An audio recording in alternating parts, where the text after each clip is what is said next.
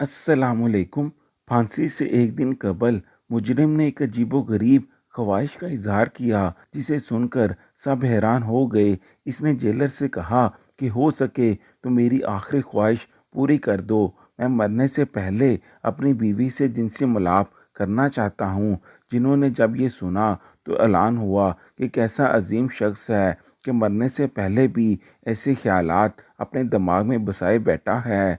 फिर मुजरिम ने जेलर से कहा कि आप न जाने मेरे बारे में क्या सोच रहे होंगे, लेकिन हकीकत ये है कि मेरी शादी को अभी चंद दिन ही हुए हैं। शादी के बाद मैं और मेरी बीवी अभी औलाद पैदा नहीं करना चाहते थे और हम जिनसी अमल के दौरान मेडिसिन वगैरह का इस्तेमाल करते थे। लिहाजा मैं अपनी ये आखिरी ख्वाहिश इसलिए कर रहा हूँ कि मैं तो इस दुनिया से चला जाऊँगा, लेकिन इस जिनसी अमल के बाद मेरी बीवी हामला हो जाएगी और मेरी बेटी या बेटा पैदा होगा, जिससे मेरी बीवी के पास मेरी निशानी रहेगी और मेरी नस्ल बढ़ जाएगी। लेकिन छोटे से पुलिस एहलकार से लेकर जज तक कोई भी ये नहीं सोच सकता था कि मुजरिम के इस अमल के करने से वो बेगुनाह साबित हो जाएगा। और ये इंतहाई हैरानकुन और सच्चा वाक़या है। मुजरिम की सारी बात सुनकर जेलर को सिर्फ ये लगा कि वो अपनी बीवी से आखिरी बार लुत्फ़ उठाना चाहता है, लेकिन वो मुजरिम के असल मकसद को नहीं जानता था। लिहाजा जेलर ने दिल में सोचा कि इन हसीन लम्हात से लुत्फ़ अंदोज़ ज़रूर होना चाहिए और इसने जेल के अंदर 2 खुफिया कैमरे लगा दिए। मुजरिम की बीवी आखिरी मुलाकात के लिए अपने शौहर से मिलने के लिए आई तो जेलर ने कैमरों की मदद से अजीबोगरीब मनाजर देखे और मुजरिम की अक्लमंदी पर हैरान हुआ कि कितनी चालाकी से इसने अपने आप को बेगुनाह साबित किया। अगरचा मेरे लिहाज से ये बहुत गैर इखलाकी फेल था, लेकिन मैं अपने से ऊपर वालों के आर्डर का पाबंद था और जेलर साहब की भी यही ख्वाहिश थी कि मुलाकात से पहले मुजरिम के कमरे में 2 खुफिया कैमरे नस्ब किए जाएं। ये कैमरे मुजरिम की बीवी के लिए नस्ब किए गए थे, जो अपने शौहर से आखिरी मुलाकात के लिए आने वाली थी। मैं जेलर साहब की जानिब पर हैरान हुआ कि इसने कैदी की इस अजीबोगरीब ख्वाहिश पर पूरे करने का वादा कैसे किया और फिर इसके बाद मुजरिम के कमरे में खुफिया कैमरे लगवाए। एक दिन मैंने इससे पूछा कि साहब ऐसा क्यों कर रहा है, तो कहने लगा कि अगर मुजरिम की मरने से पहले हम इसकी आखिरी ख्वाहिश पूरी कर रहे हैं तो इन लम्हात से हमें भी लुत्फ़ उठाना चाहिए। इतना तो हमारा भी हक बनता है। जेलर साहब से इस तरह की बातों की तवक्का की जा सकती थी, क्योंकि अक्सर वो शराब के नशे में धुत रहता और किसी बात का इसे होश नहीं रहता था। मगर मुझसे ये बात बर्दाश्त ना हुई थी। मियाँ बीवी के दरमियान होने वाले मामलात को देखा जाए। कैमरा लगाने के बाद मैं इस कैदी के पास जा पहुंचा।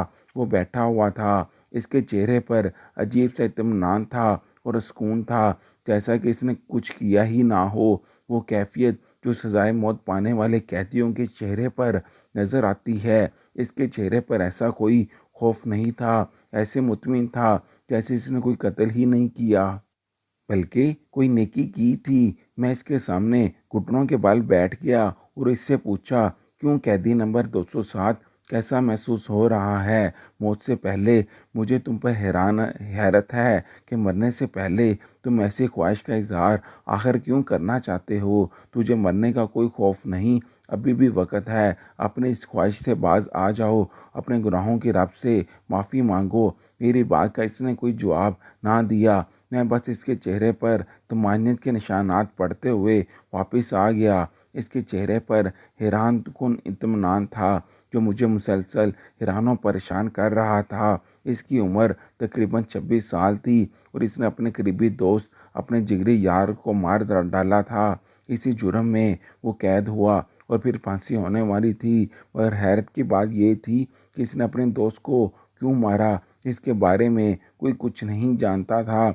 इसने खुद इस बात का इकरार किया था कि वो कातिल है और अपनी गिरफ्तारी खुद पेश की थी, लेकिन जब भी इससे कत्ल की वजह पूछी जाती तो खामोश रहता। जैसा कि इसकी ज़बान पर ताला लग चुका था। अदालत में भी जज के सामने इसने इस बात का इकरार किया कि वो कातिल है, लेकिन कत्ल की वजह इधर भी नहीं पता चली। मकतूल के घर वालों ने एक हंगामा खड़ा कर रखा था। इनके मुताबिक नासिर कामरान का बचपन का दोस्त था। लोग इनकी दोस्ती की मिसाल दिया करते थे और इनके दरमियान कभी किसी किस्म का झगड़ा नहीं हुआ। कामरान की बीवी से भी इस बारे में तफ्तीश की गई, लेकिन इसने मुकम्मल किनारा कशी इख्तियार करते हुए कहा कि वो कुछ नहीं जानती। कुछ दिनों तक ये खबर टीवी की जीनत बनी रही कि एक करीबी दोस्त ने अपने दोस्त को मार दिया। कुछ थोड़ी देर के बाद मुझे वायरलेस पर यह इतला मिली कि मुजरिम की बीवी इससे मुलाकात करने के लिए आ चुकी है। ये सुनकर मैं बहुत परेशान हुआ। मेरी परेशानी वो कैमरे थी जो मैंने अपने हाथों से नस्ब किए थे। मेरी नज़र में ये बात बहुत ही घटिया थी कि जेलर साहब इन कैमरों की मदद से मियाँ बीवी के मामलात को देखें देंगे। इधर मैं नौकरी की वजह से मजबूर था और इस नौकरी को पाने के लिए मैंने 5 लाख की रिश्वत दी थी और जो मिन्नतें समाजत की करवाई थीं वो लागदा थीं। और 4 साल के मुसलसल धक्को के बाद मुझे ये नौकरी मिली थी। और अब जब मुझे ये सरकारी नौकरी मिल चुकी थी तो मैं वैसा करने पर मजबूर था जैसे मुझे बड़े कह दें। अगर मैं इनके ख़िलाफ़ हो जाता या इनका हुक्म ना मानता तो मेरा ट्रांसफ़र तो पक्का था या फिर नौकरी ख़त्म कर दी जाती। जेलर साहब के हुक्म से मैं इसकी बीवी को इस मुजरिम के कमरे तक पहुंचा कर आया। इसकी बीवी इतनी हसीन थी कि कोई भी इंसान पहली नज़र में इसका दीवाना हो सकता था, मगर इसने अपने आप को एक चादर में छुपा रखा था। वो पर्देदार थी या फिर इधर ही अपने आप को डांप कर आई थी। मुझे दिल ही दिल में इस बात का खौफ था कि अगर जेलर साहब की नज़र इस औरत पर पड़ गई तो यकीनन इसकी नीयत ख़राब हो जाएगी, क्योंकि वो शराब और औरतों के शौकीन थे। इससे पहले भी कई औरतों से नाजायज़ ताल्लुकात बना रखे थे। जेलर साहब के हुक्म के मुताबिक कैदी नंबर 207 और इसकी बीवी को इस कमरे में भेज दिया गया और कमरे में भेजने से पहले इन दोनों की अच्छी तरह तलाशी ली गई ताकि कुछ गलत ना हो जाए। आजकल जेल की तारीख में किसी भी कैदी ने किसी किस्म की ख्वाहिश का इजहार नहीं किया था। जेलर साहब ने न इस बात का किसी से जिक्र किया, ना ही किसी से इजाज़त ली। और ये बात बाद में पता चली कि इसने अपनी ख्वाहिश को रद्द करने की बजाय इसकी ख्वाहिश को पूरा करना क्यों ज़रूरी समझा। तो पहरेदार इनके कमरे के बाहर मौजूद थे। थोड़ी ही देर के बाद जब मैं जेलर साहब के कमरे में गया तो वो लैपटॉप खोल कर बैठे हुए थे। इसने मुझे भी साथ बैठने का इशारा किया। मेरी जेलर साहब से काफ़ी बातचीत रहती थी। इसने मुझसे कहा कि आओ बैठें, हम भी मज़े कुछ कर लेते हैं। इसकी ये बात सुनकर मैं शर्म से पानी पानी हो गया। मैंने कहा, नहीं जनाब, मैं ज़रा जेल का राउंड लगा कर आता हूँ, मगर इसने मुझे मजबूर किया कि तुम मेरे साथ ही रहोगे। मुझे भी इस बात का तजस्सुस हुआ कि आखिर इस कैदी ने इस ख्वाहिश का इजहार किया है ही क्यों। कुछ ना कुछ तो इस बीवी में ऐसा ज़रूर होगा जो आखिरी वक्त में इसका साथ चाहता था। जेलर साहब कामरान का मजाक उड़ाते हुए कहने लगे कि कामरान की सज़ाए मौत के बाद इसकी बेचारी बीवी अकेली रह जाएगी। हम इसके दाने पानी का इंतज़ाम करेंगे। और ये हमारी मजबूरी, ये कहकर इसने ज़ोरदार कहकहा लगाया। इसके चेहरे पर कमीनगी नज़र आ रही थी। इसके इरादे भी कुछ ना कुछ तो मैं भी जानता था कि जेलर साहब के क्या इरादे हैं। मेरे हिसाब से वो इस वीडियो को इस्तेमाल करके इस औरत को ब्लैकमेल करना चाहता था और अपने गंदे मकसद हासिल करना चाहता था। खैर, इस बात का मुझे कुछ यकीन तो था नहीं, ये मेरा अंदाज़ा ही था। हो सकता है मेरा ख्याल गलत हो। मुझे इस बात का यकीन था कि इस इज़्ज़तदार औरत इस नाबाक जेलर का शिकार होने वाली थी। मैं खुद शादीशुदा था, हर बात को अच्छी तरह समझता था। जेलर साहब ने मुझे अपने साथ बैठाया। हाई क्वालिटी के कैमरे थे। कमरे के अंदर तमाम चीज़ें सही तौर पर नज़र आ रही थीं। आवाज़ का ऑप्शन भी मौजूद था। ان کی گفتگو آرام سے سن سکتا تھا۔ جیلر صاحب کی نظر سکرین پر جم گئی۔ اگر میں کبھی سکرین کی طرف دیکھتا تو کبھی شرمندگی سے نظریں نیچے جھکا لیتا۔ اس قیدی نے اپنی بیوی کو ہاتھ سے پکڑ کر بستر پر بٹھایا، جس کے چہرے سے عورت کا چہرہ نظر آ رہا تھا۔ جیلر کے منہ بہت ہی گھٹیا الفاظ نکلے جو میں بیان نہیں کر سکتا۔ پھر اسپیکر سے آواز آتی۔ آواز نے ہم دونوں کو اپنی طرف متوجہ کیا۔ وہ دونوں آپس میں گفتگو کر رہے تھے۔ اس گفتگو کے دوران اس کی بیوی نے ایسی حرکت کی جس نے ہم دونوں کو حیران کر دیا۔ جیلر صاحب اپنی کرسی سے اٹھے اور جیل کی طرف بھاگے۔ میں بھی جیلر کے پیچھے پیچھے بھاگا۔ ہم کمرے کے اندر داخل ہوئے تو قیدی بستر پر پڑا ہوا تھا۔ اس کی سانسیں بڑی تیزی سے چل رہی تھیں۔ عورت نے اپنے جسم کو چادر سے ڈھک دیا۔ جیلر عورت کو پکڑ کر کھینچتے ہوئے اپنے کمرے میں لے گیا۔ جو کچھ اس عورت نے اپنے شوہر کے ساتھ کیا تھا، اس کے بعد یہ عورت کسی صورت بھی بچنے والی نہیں تھی۔ میں نے قیدی کو بیٹھنے کا اشارہ کیا، خود بھی اس کے سامنے بیٹھ گیا۔ آج پہلی دفعہ قیدی کی آواز میں ٹھیک سے سنی، کیونکہ اس سے پہلے وہ بولتا ہی نہیں تھا، بس چپ چاپ گمنام رہتا تھا۔ میں نے اس قیدی سے کہا، اپنے بارے میں سچ سچ بتاؤ، اب بھی موقع ہے، بعد میں ہم کچھ نہیں کر پائیں گے۔ تم نے اپنے دوست کو کیوں مارا اور آخر اپنی بیوی کو ملاقات کے لیے کیوں بھیجا، اور اگر ایسی خواہش کا اظہار کیوں کیا؟ وہ اب بھی میرے سامنے خاموش رہا اور کسی بات کا جواب نہ دیا۔ میں نے اسے کہا کہ تم میاں بیوی میں جو بھی گفتگو ہوئی ہے اس کیمرے میں ریکارڈ ہے۔ تم اب بھی اگر اپنے جرم کا اعتراف نہیں کرو گے اور سچ سچ نہیں بتاؤ گے تو یہ ریکارڈنگ دنیا کے سامنے آ جائے گی، تمہاری بیوی کی عزت بھی پامال ہو جائے گی اور دنیا دیکھے گی کہ تم دونوں کے درمیان کیا ہوا۔ اس لیے بہتر یہی ہے کہ تم مجھے وجہ بتا دو جس کی وجہ سے تم نے یہ کیا۔ کیمرے والی بات سن کر اس کے چہرے پر عجیب سا تاثر تھا۔ اس کے بعد اس نے آہستہ آہستہ سب کچھ بتانا شروع کر دیا۔ اس کا نام کامران تھا۔ ناصر اس کا جگری دوست اور اس کی زندگی تھا۔ دونوں نے ایک ساتھ تعلیم حاصل کی اور اس کے بعد ایک ہی کمپنی میں دونوں کی جاب ہوئی۔ جاب کے بعد جب گھر کے حالات کچھ ٹھیک ہوئے تو کامران کے گھر والوں نے اس کی شادی کے بارے میں سوچا۔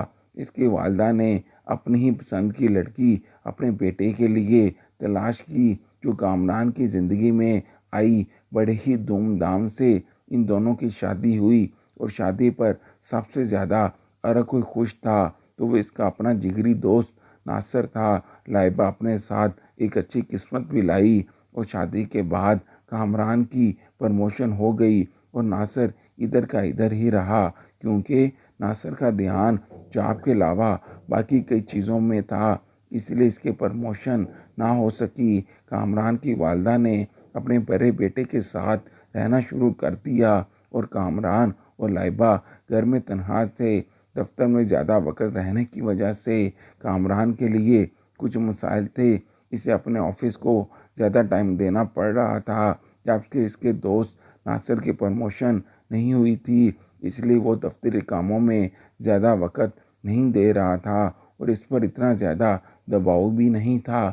لہٰذا کامران اپنے گھر کے کام کاج کے سلسلے میں اپنے دوست سے مدد لیتا اور پیسے دے کر لائبہ کو سبزی اور باقی ضروریات کی اشیاء وغیرہ منگوا دیتا۔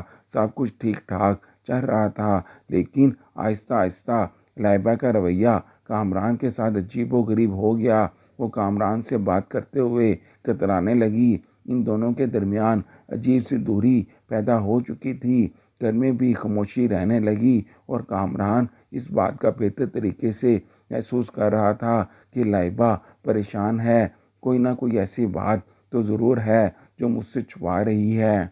اور پھر ایک دن کامران نے لائبہ سے اس کی پریشانی کی وجہ پوچھی تو اس نے جو بتایا وہ کامران کے وہم و گمان میں بھی نہیں تھا۔ اس نے اپنے شوہر کو بتایا کہ آپ کا دوست ناصر مجھے تنگ کر رہا ہے، مجھ پر بری نظر رکھتا ہے۔ میں کب سے آپ کو بتانے کی کوشش کر رہی تھی لیکن ہمت ہی نہیں ہو پا رہی تھی، کیونکہ ناصر آپ کا بچپن کا دوست ہے اور وہ آپ یہ سن نہ پائیں گے۔ یہ سن کر کامران غصے سے پاگل ہو گیا۔ اسے اپنی بیوی بہت عزیز تھی، ساتھ ساتھ اپنے دوست کی دوستی بھی عزیز رکھتا تھا۔ وہ اپنی بیوی سے کہنے لگا کہ تجھے کوئی غلط فہمی ہوئی ہے، مگر لائبہ نے کہا کہ میں نے خود یہ بات محسوس کی ہے کہ اور مجھے کیا پڑی تم دوستوں کے درمیان غلط فہمی پیدا کرنے کی۔ اگلے ہی دن معمول کے مطابق اس نے ناصر کو کچھ پیسے دے کر سودا بتایا اور اس نے دفتر سے واپسی پر لائبہ کے لیے گھر لے جانا تھا۔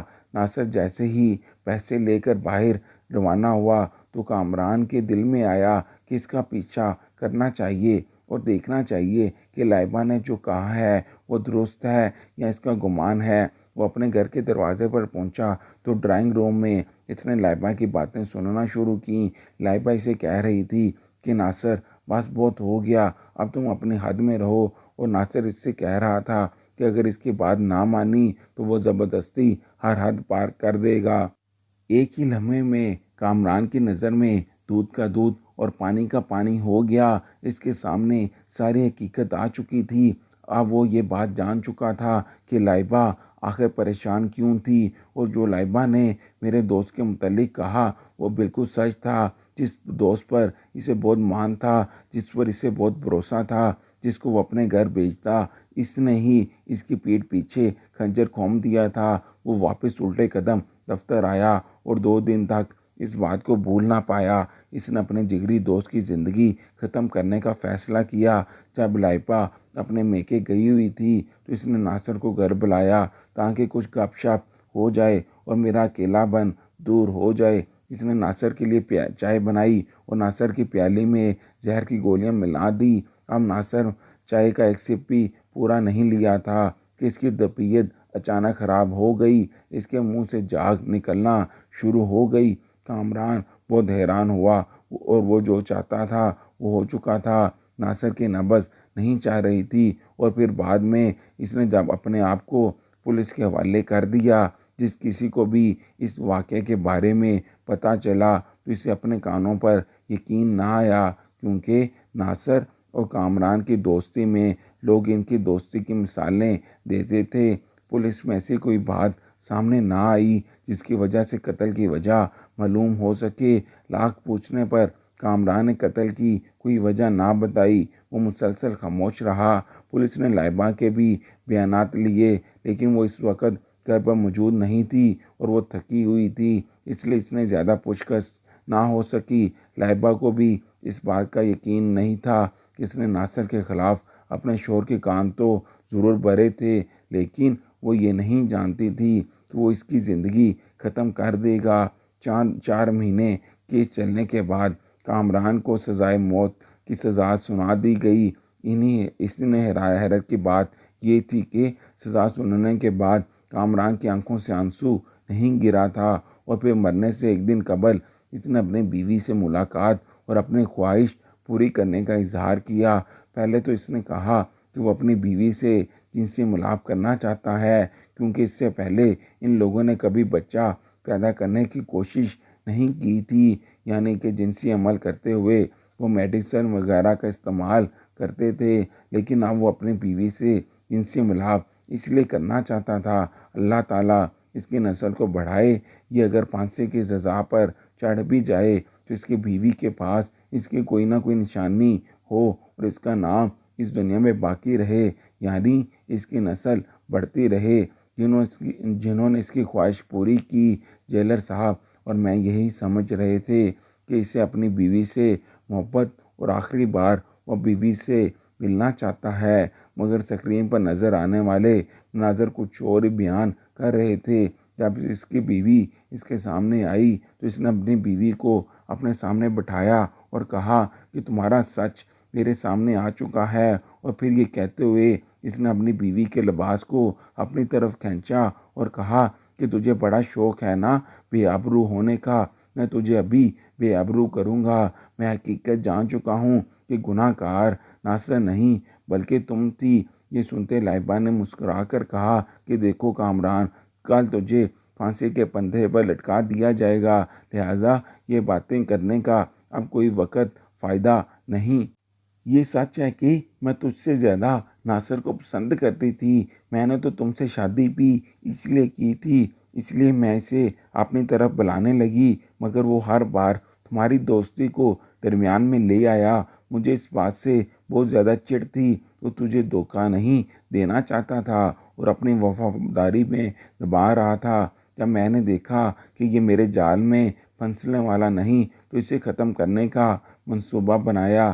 سب سے پہلے ناصر کے خلاف تمہارے کان بھرے تاکہ بچپن کی یہ دوستی ختم ہو جائے۔ جب ناصر کو تم نے اپنے گھر بلایا تھا، اس سے پہلے میں ناصر سے ملاقات کر چکی تھی۔ یہ کہہ کر اسے ہوٹل پر بلایا کہ اگر چاہتے ہو کہ کامران کے ساتھ میں خوش رہوں اور ہمارا گھر نہ ٹوٹے تو آخری بار مجھے فلاں ہوٹل پر آ ملے۔ ایڈریس پر جب ناصر مجھے ملنے آیا تو میں نے جوس میں زہر ملا دیا، ایک ایسا زہر جس کا اثر 1 یا 2 گھنٹے کے بعد ہونا تھا، تاکہ موقع واردات پر کسی کو شک نہ ہو۔ حقیقت یہ ہے کہ اس کی قاتل میں ہوں، تم نہیں۔ اگر اسے تو نہ مارتا تب بھی اس نے مر ہی جانا تھا۔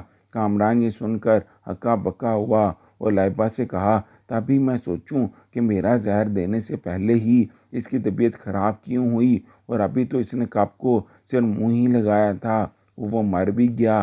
پوسٹ مارٹم رپورٹ میں اس کی موت کی وجہ زہر ثابت ہوئی تھی، جو کہ میں اسے دینے والا تھا، مگر میں نے تمہاری خاطر قتل کے الزام کو اپنے سر لے لیا۔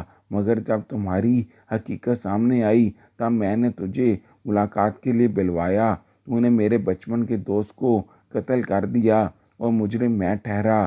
میں تجھے زندہ نہیں چھوڑوں گا۔ یہ کہہ کر اس نے اپنی بیوی کو مارنا چاہا۔ بیوی بھی اس پر حملہ کر رہی تھی۔ کامران اور اس کی بیوی کے درمیان ہونے والی گفتگو لائیو ریکارڈ ہو گئی، اور کسی طرح کامران کو یہ بات پتہ کی تھی کہ ہماری باتیں ریکارڈ ہو رہی ہیں۔ اصل مجرم کون تھا، اس حقیقت کا پتہ چل گیا۔ کامران اپنی بیوی کی خاطر سولی پر چڑھنے کے لیے تیار تھا، لیکن جب اسے حقیقت معلوم ہوئی تب اس نے بیوی کو بے نقاب کرنے کی ٹھان لی۔ تمام ثبوتوں کی روشنی میں عدالت نے کامران کو باعزت بری کر دیا اور لائبہ کو گرفتار کر لیا اور اسے عمر قید کی سزا سنا دی گئی۔ ہماری اس ویڈیو کو لائک کیجیے گا۔ شکریہ۔